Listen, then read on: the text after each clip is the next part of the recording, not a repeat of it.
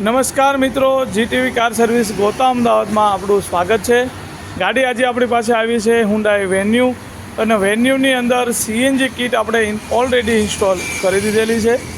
ઇન્સ્ટોલેશનની વાત કરીએ તો પ્રોપર ફિટિંગ, કંપની જેવું ફિટિંગ કરેલું છે, પ્રોપર ફિનિશિંગ સાથે કામ કરેલું છે. ગાડીના જે સેફટી છે, સેફટી સાથે કોઈ કોમ્પ્રોમાઇઝ કરવામાં આવ્યું નથી, અને ઝીરો મેન્ટેનન્સ સાથે આપણે ગાડીનું અંદર ઇન્સ્ટોલેશન કરેલું છે.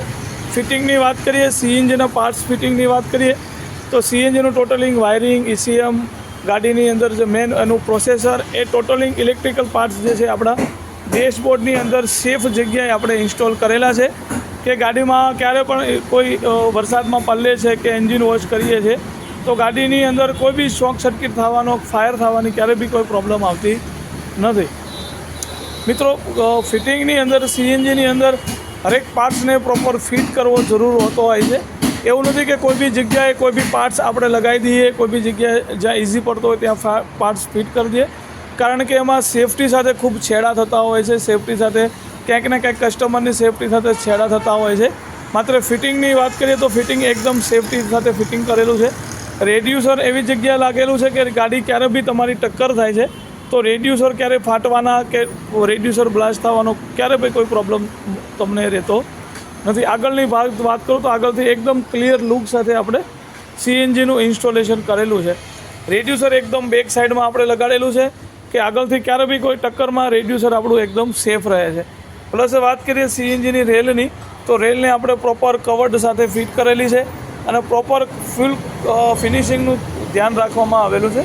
એક્સ્ટ્રા કોઈ બી જગ્યાએ તમે જોઈ શકો તો કે સીએનજીનું ક્યાંય બી કોઈ જગ્યાએ એક્સ્ટ્રા વાયરિંગ તમને જોવા મળતું નથી. એકદમ ફિનિશિંગ સાથે આપણે કામ કરેલું છે. પ્લસ વાત કરીએ ગાડીની ફિલિંગ સિસ્ટમની, તો ગાડીમાં ટોટલિંગ આપણે ડ્યુઅલ ફિલિંગ સિસ્ટમ આપેલું છે. એક ટેમ્પરરી યુઝ માટે એક ફિલિંગ વોલ આપણે આગળ આપીએ છીએ. આગળથી ગેસ ફિલિંગ કરાવવું ક્યાંક ને ક્યાંક થોડુંક જોખમ રહેતું હોય છે કે ગાડી જ્યારે બી તમે 200-300 કિલોમીટર જ્યારે લોંગ રૂટમાં જ્યારે ગેસ ફિલિંગ આપણે કરવા માટે જતા હોઈએ છીએ તો આગળના પોઈન્ટથી ગેસ ફિલિંગ કરાવવો થોડું જોખમ રહેતું હોય છે, કારણ કે એ વખતે એન્જિનનું ટેમ્પરેચર આપણું ખૂબ હાઈ રહેતું હોય છે. માટે આપણે ડ્યુઅલ ફિલિંગ સિસ્ટમ આપેલું છે. આગળનો વાલ આપણે ટેમ્પરરી આપેલો છે, પ્લસ મેન ફિલિંગ પોઈન્ટ આપણે પેટ્રોલના ઢાંકણાની અંદર આપેલો છે. અહીંયાથી તમારું ગેસ ફિલિંગ એકદમ સેફ રીતે ફિલિંગ થતો હોય છે કે ગાડીનું એન્જિનનું ટેમ્પરેચર આપણને અહીંયાથી ગેસ ફિલિંગ કરવા માટે કોઈ પ્રોબ્લેમ આવતો નથી. આગળનો વાલ આપણે એટલે આપીએ છીએ કે સપોઝ ક્યારેક તમે રોંગ સાઈડ આવતા રહ્યા ત્યારે સીએનજીની લાઇનની અંદર ઢાંકણું આ બાજુ છે, પંપ પહેલી સાઈડ છે, તો એ કન્ડિશનમાં ગાડીને યુટર્ન કરવી પડતી હોય છે અને વળી ફરીથી આપણે લાઇનમાં ઊભું રહેવું પડતું હોય છે, જેમાં ઘણો ટાઈમ આપણો ખરાબ થતો હોય છે. માટે એક ફિલિંગ પોઈન્ટ આપણે ટેમ્પરરી યુઝ માટે આગળ પણ આપેલો છે કે એવી કન્ડિશનમાં તમે આગળથી પણ ગેસ ફિલિંગ કરી શકો છો. મિત્રો, વેન્યુની અંદર ડિક્કી બૂટની વાત કરીએ તો ડિક્કી બૂટની અંદર ખૂબ સારી એવી સ્પેસ જે છે આપણને નીકળીને આવે છે. બહુ સારું એવું લગેજ જે છે આપણને અહીંયા આપણું મળી રહેતી હોય છે. ખૂબ સારી એવી સ્પેસ જે છે આપણને મળી જતી હોય છે.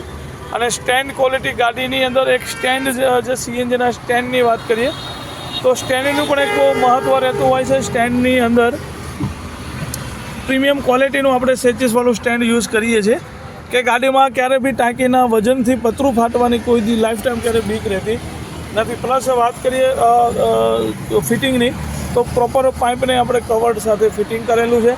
ગાડીની અંદર એડવાન્સર પણ આપણે ગાડીની અંદર પાવર બૂસ્ટર જે છે ગાડીનું પિકઅપ, એક્સ્ટ્રા પિકઅપ માટે આપણે ફિટ કરતા હોઈએ છીએ.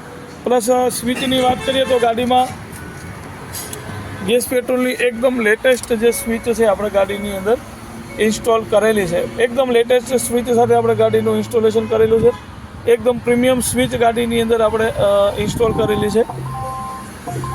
અને વાત કરીએ પિકઅપ પરફોર્મન્સની, તો